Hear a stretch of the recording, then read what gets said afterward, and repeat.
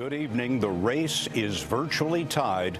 One reason this is among the most anticipated presidential debates in history. Hillary Clinton arrived in the hall a short time ago. Donald Trump is here as well. He is the political novice, 70-year-old billionaire with incendiary anti-establishment rhetoric. He'll be debating the 68-year-old establishment pro, former First Lady, Senator, and Secretary of State, who has more experience at presidential debates than anyone. This is the first of 3 presidential debates, the first time voters can hold a candidate in each hand and compare the ingredients side by side. The debate is sponsored by the nonpartisan Commission on Presidential Debates. It has selected NBC's Lester Holt as the moderator tonight, and he is solely responsible for the topics and the questions. He'll be explaining the ground rules shortly. First, John Dickerson, moderator of Face the Nation. You know, Scott, there's a sense of decorum to a general election debate that's just different than those ones we saw in the primaries. It's the campaign event that most closely approximates the formality of the president. So tonight will be about sharpening the choices between the 2 candidates. It will be about issues, but also how they approach the issues and how they communicate them as they'll have to as president. But if we look at history, it's sometimes a quip or a stumble that the voters pay attention to that ends up defining the night. Now let's go to our campaign correspondent, Major Garrett, covering the Trump campaign. Major? Scott, for Donald Trump and his team, a small measure of victory will be achieved when he walks on stage, invested with the stature and credibility a presidential debate by its very nature confers. The next hurdle for Trump, persuade the country that he is prepared for the rigors of the presidency and he understands how to address their anxiety about terrorism at home and abroad and their anxiousness about economic realities shaped by the forces of globalization. Nancy Cordes is covering the Clinton campaign. Nancy? Scott, Hillary Clinton arrived with her husband, the former president. We saw him shake hands with Melania Trump a few minutes ago. And, you know, normally campaigns try to lower expectations for their candidate. In this case, the Clinton campaign has been very busy trying to raise expectations for Donald Trump. They say he needs to be held to the same standard as Clinton when it comes to understanding the issues and being truthful about past statements. Nancy Cordes and Major Garrett for us tonight. Thanks. Big stakes tonight because the race is tied and also because there are more undecided viewers than usual. Lester Holt, as we said, is the moderator tonight, and we will go down to the podiums now.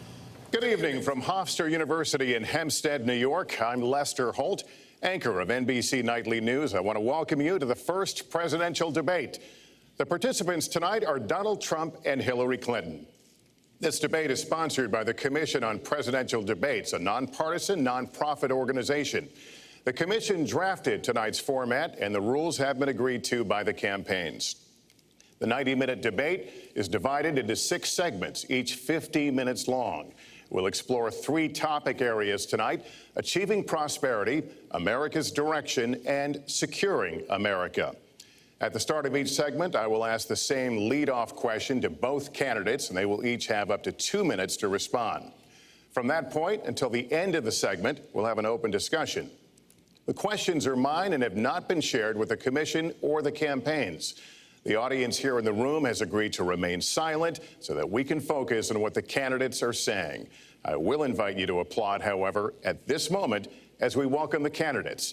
Democratic nominee for President of the United States, Hillary Clinton, and Republican nominee for President of the United States, Donald J. Trump.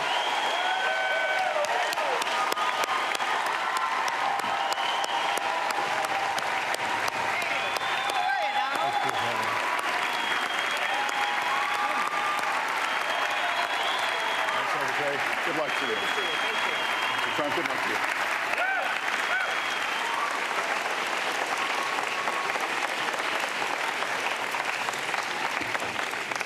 Well, I don't expect us to cover all the issues of this campaign tonight, but I remind everyone there are 2 more presidential debates scheduled. We are going to focus on many of the issues that voters tell us are most important, and we're going to press for specifics. I am honored to have this role, but this evening belongs to the candidates and just as important to the American people. Candidates, we look forward to hearing you articulate your policies and your positions, as well as your visions and your values. So, let's begin. We're calling this opening segment Achieving Prosperity, and central to that is jobs. There are two economic realities in America today. There's been a record 6 straight years of job growth, and new census numbers show incomes have increased at a record rate after years of stagnation. However, income inequality remains significant, and nearly half of Americans are living paycheck to paycheck. Beginning with you, Secretary Clinton, why are you a better choice than your opponent to create the kinds of jobs that will put more money into the pockets of American workers? Well, thank you, Lester, and thanks to Hofstra for hosting us. The central question in this election is really what kind of country we want to be and what kind of future we'll build together. Today is my granddaughter's 2nd birthday, so I think about this a lot. First, we have to build an economy that works for everyone, not just those at the top. That means we need new jobs, good jobs, with rising incomes. I want us to invest in you. I want us to invest in your future. That means jobs in infrastructure, in advanced manufacturing, in innovation and technology, clean renewable energy, and small business, because most of the new jobs will come from small business. We also have to make the economy fairer. That starts with raising the national minimum wage and also guarantee, finally, equal pay for women's work. I also want to see more companies do profit sharing. If you help create the profits, you should be able to share in them, not just the executives at the top. And I want us to do more to support people who are struggling to balance family and work. I've heard from so many of you about the difficult choices you face and the stresses that you're under. So let's have paid family leave, earned sick days. Let's be sure we have affordable child care and debt-free college. How are we going to do it? We're going to do it by having the wealthy pay their fair share and close the corporate loopholes. Finally, we tonight are on the stage together, Donald Trump and I. Donald, it's good to be with you. We're going to have a debate where we are talking about the important issues facing our country. You have to judge us. Who can shoulder the immense, awesome responsibilities of the presidency? Who can put into action the plans that will make your life better? I hope that I will be able to earn your vote on November 8th. Secretary Clinton, thank you. Mr. Trump, the same question to you. It's about putting money, more money, into the pockets of American workers. You have up to 2 minutes. Thank you, Lester. Our jobs are fleeing the country. They're going to Mexico. They're going to many other countries. You look at what China is doing to our country in terms of making our product. They're devaluing their currency, and there's nobody in our government to fight them. And we have a very good fight, and we have a winning fight, because they're using our country as a piggy bank to rebuild China, and many other countries are doing the same thing. So we're losing our good jobs, so many of them. When you look at what's happening in Mexico, a friend of mine who builds plants said it's the 8th wonder of the world. They're building some of the biggest plants anywhere in the world, some of the most sophisticated, some of the best plants. With the United States, as he said, not so much. So Ford is leaving. You see that, their small car division leaving. Thousands of jobs, leaving Michigan, leaving Ohio. They're all leaving, and we can't allow it to happen anymore. As far as child care is concerned and so many other things, I think Hillary and I agree on that. We probably disagree a little bit as to numbers and amounts and what we're going to do, but perhaps we'll be talking about that later. But we have to stop our jobs from being stolen from us. We have to stop our companies from leaving the United States, and with it, firing all of their people. All you have to do is take a look at Carrier Air Conditioning in Indianapolis. They fired 1,400 people. They're going to Mexico. So many, hundreds and hundreds of companies are doing this. We cannot let it happen. Under my plan, I'll be reducing taxes tremendously, from 35% to 15% for companies, small and big businesses. That's going to be a job creator like we haven't seen since Ronald Reagan. It's going to be a beautiful thing to watch. Companies will come, they will build, they will expand, new companies will start, and I look very, very much forward to doing it. We have to renegotiate our trade deals, and we have to stop these countries from stealing our companies and our jobs. Secretary Clinton, would you like to respond? Well, I think that trade is an important issue. Of course, we are 5% of the world's population. We have to trade with the other 95%. And we need to have smart, fair trade deals. We also, though, need to have a tax system that rewards work and not just financial transactions. And the kind of plan that Donald has put forth would be trickle-down economics all over again. In fact, it would be the most extreme version, the biggest tax cuts for the top percent of the people in this country than we've ever had. I call it trumped up trickle-down, because that's exactly what it would be. That is not how we grow the economy. We just have a different view about what's best for growing the economy, how we make investments that will actually produce jobs and rising incomes. I think we come at it from somewhat different perspectives. I understand that. You know, Donald was very fortunate in his life, and that's all to his benefit. He started his business with $14 million borrowed from his father, and he really believes that the more you help wealthy people, the better off we'll be, and that everything will work out from there. I don't buy that. I have a different experience. My father was a small businessman. He worked really hard. He printed drapery fabrics on long tables where he pulled out those fabrics and he went down with a silk screen and dumped the paint in and took the squeegee and kept going.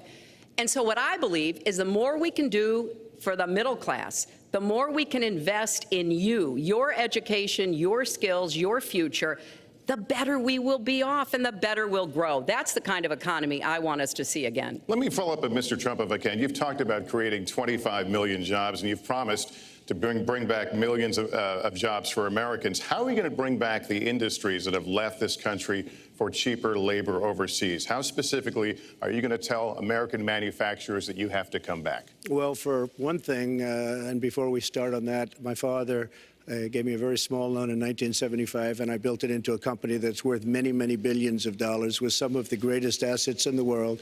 And I say that only because that's the kind of thinking that our country needs. Our country's in deep trouble. We don't know what we're doing when it comes to devaluations, and all of these countries all over the world, especially China, they're the best ever at it.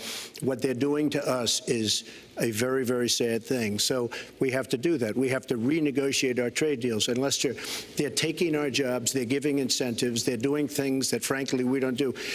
Let me give you the example of Mexico. They have a VAT tax. We're in a different system. When we sell into Mexico, there's a tax. When they sell in automatic, 16% approximately. When they sell into us, there's no tax. It's a defective agreement. It's been defective for a long time, many years, but the politicians haven't done anything about it. Now, in all fairness to Secretary Clinton, yes, is that okay? Good. I want you to be very happy. It's very important to me. But in all fairness to Secretary Clinton, when she started talking about this, it was really very recently. She's been doing this for 30 years. And why hasn't she made the agreements better? The NAFTA agreement is defective just because of the tax and many other reasons, but just because of the fact. Let me interrupt just a moment. But Secretary Clinton and others, politicians, should have been doing this for years, not right now because of the fact that we've created a movement. They should have been doing this for years. What's happened to our jobs and our country and our economy generally is, look, we owe $20 trillion. We cannot do it any longer, Lester. Back to the question, though, how do you specifically bring back jobs? American manufacturers, how do you make them bring the jobs back? Well, the first thing you do is don't let the jobs leave. The companies are leaving. I could name, there are thousands of them. They're leaving, and they're leaving in bigger numbers than ever. And what you do is you say, fine, you want to go to Mexico or some other country, good luck. We wish you a lot of luck. But if you think you're going to make your air conditioners or your cars or your cookies or whatever you make and bring them into our country without a tax, you're wrong. And once you say you're going to have to tax them coming in, and our politicians never do this because they have special interests, and the special interests want those companies to leave because in many cases they own the companies. So what I'm saying is we can stop them from leaving. We have to stop them from leaving, and that's a big, big factor. Let me let Secretary Clinton get Well, there. let's stop for a second and remember where we were 8 years ago. We had the worst financial crisis, the Great Recession, the worst since the 1930s. That was in large part because of tax policies that slashed taxes on the wealthy, failed to invest in the middle class, took their eyes off of Wall Street, and created a perfect storm. In fact, Donald was one of the people who rooted for the housing crisis. He said back in 2006, gee, I hope it does collapse because then I can go in and buy some and make some money. Well, it did collapse. That's called business, by the way. 9 million people lost their jobs, 5 million people lost their homes, and $13 trillion in family wealth was wiped out. Now, we have come back from that abyss, and it has not been easy. So we're now on the precipice of having a potentially much better economy, but the last thing we need to do is to go back to the policies that failed us in the first place. Independent experts have looked at what I've proposed and looked at what Donald's proposed, and basically they've said this, that if his tax plan, which would blow up the debt by over $5 trillion and would in some instances disadvantage middle-class families compared to the wealthy, were to go into effect, we would lose 3.5 million jobs and maybe have another recession. They've looked at my plans and they've said, okay, if we can do this, and I intend to get it done, we will have 10 million more new jobs because we will be making investments where we can grow the economy. Take clean energy. Some country is going to be the clean energy superpower of the 21st century. Donald thinks that climate change is a hoax perpetrated by the Chinese. I think it's real. I did not. Science is real. I do not say that. And I think it's important that we grip this and deal with it, both at home and abroad. And here's what we can do. We can deploy 500 million more solar panels. We can have enough clean energy to power every home. We can build a new modern electric grid. That's a lot of jobs. That's a lot of new economic activity. So I've tried to be very specific about what we can and should do, and I am determined that we're going to get the economy really moving again, building on the progress we've made over the last 8 years, but never going back to what got us in trouble in the first place. Mr. Trump. She talks about solar panels. We invested in a solar company, our country. That was a disaster. They lost plenty of money on that one. Now, look, I'm a great believer in all forms of energy, but we're putting a lot of people out of work. Our energy policies are a disaster. Our country is losing so much in terms of energy, in terms of paying off our debt. You can't do what you're looking to do with $20 trillion in debt. The Obama administration, from the time they've come in, is over 230 years worth of debt, and he's topped it. He's doubled it in a course of almost 8 years, 7.5 years to be semi-exact. So I will tell you this, we have to do a much better job at keeping our jobs, and we have to do a much better job at giving companies incentive to build new companies or to expand, because they're not doing it. And all you have to do is look at Michigan and look at Ohio and look at all of these places where so many of their jobs and their companies are just leaving. They're gone. And Hillary, I just ask you this. You've been doing this for 30 years. Why are you just thinking about these solutions right now? For 30 years you've been doing it, and now you're just starting to think of solutions. Well, actually, I will bring back jobs. You can't bring back jobs. Well, actually, I have thought about this quite a bit. Yeah, for 30 years. I have, well, not quite that long. I think my husband did a pretty good job in the 1990s. I think a lot about what worked and how we can make it work again. Well, he approved 3 million NAFTA. new jobs, He approved a balanced NAFTA, budget, which is the single worst trade deal ever approved in this country. Incomes went up for everybody. Manufacturing jobs went up also in the 1990s, if we're actually going to look at the facts. When I was in the Senate, I had a number of trade deals that came before me, and I held them all to the same test. Will they create jobs in America? Will they raise incomes in America? And are they good for our national security? Some of them I voted for. The biggest one, a multinational one known as CAFTA, I voted against. And because I hold the same standards as I look at all of these trade deals. But let's not assume that trade is the only challenge we have in the economy. I think it is a part of it, and I've said what I'm going to do. I'm going to have a special prosecutor. We're going to enforce the trade deals we have, and we're going to hold people accountable. When I was Secretary of State, we actually increased American exports globally 30%.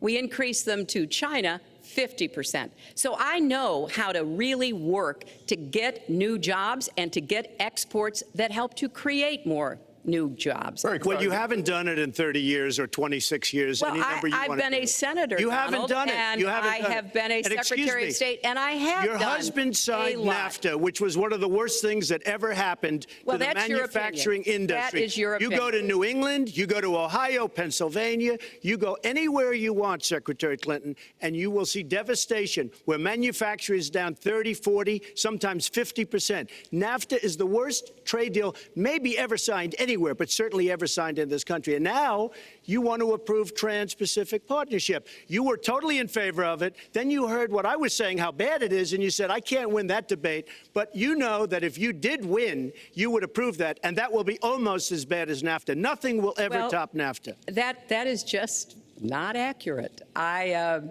was against it once it was finally negotiated and the terms were laid out. I wrote about that in... You called it the gold standard. Well, I hope... You called it the gold standard of trade deals. You said it's the finest deal you've ever seen. No. And then you heard what I said about it, and all of a sudden you were against it. Well, Donald, I know you live in your own reality, but that is not the facts. The facts are, I did say I hoped it would be a good deal, but when it was negotiated, which I was not responsible for, I concluded it wasn't. I wrote about that. So is it President Obama's fault? Is it President Obama's fault? Even announced. Look, there are Secretary, is it President Obama's fault? There are because he's pushing it. There are different views about what's good for our country, our economy, and our leadership in the world.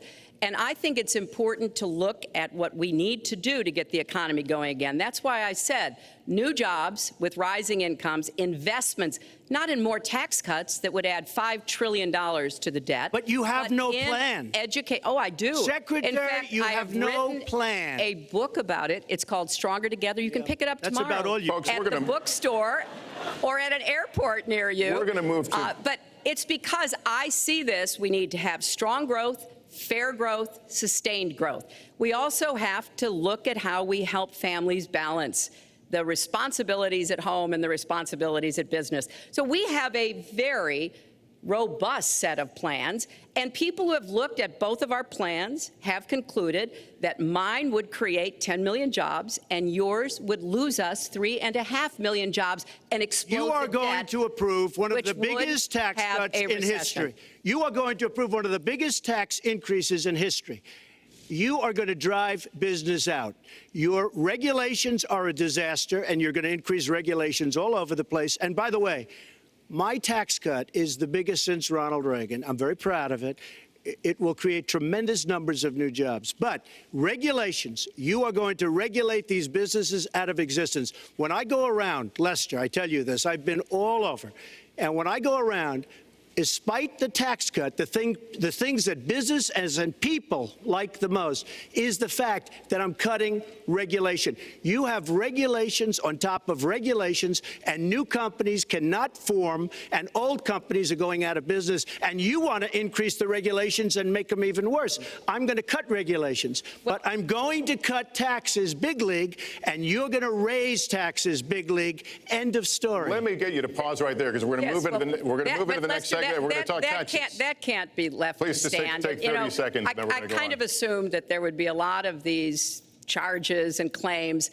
And so we have taken the homepage of my website, HillaryClinton.com, and we've turned it into a fact checker. So if you want to see in real time what the facts are, please go and take a look. Because take a look at mine also, and you'll see. Not add a penny to the debt, and your plans would add $5 trillion to the debt. What I have proposed would cut regulations and streamline them for small businesses. What I have proposed would be paid for by raising taxes on the wealthy, because they have made all the gains in the economy. And I think it's time that the wealthy and corporations paid their fair share to support this country. Well, you just opened the next segment. Well, look, could I just finish? I think I should. I'm going to give you a chance right here. And you take a look at her website. She's going to raise taxes $1.3 trillion. Mr. Trump, and look at her website. You know what? It's no different than this. She's telling us how to fight ISIS. Just go to her website. She tells you how to fight ISIS on her website. I don't think General Douglas MacArthur would like that too much. The next segment, we're continuing Well, the at subject least of I have a plan to fight achieving ISIS. prosperity. No, you're telling the enemy everything you want to do. No, we're not. See, you're telling the enemy everything you want to do. We No are wonder you've been outlining- fighting. No wonder you've been fighting ISIS your entire adult life. Folks, That's go to the, please, the fact checkers, get folks, to work. you are unpacking a lot here, and we're still.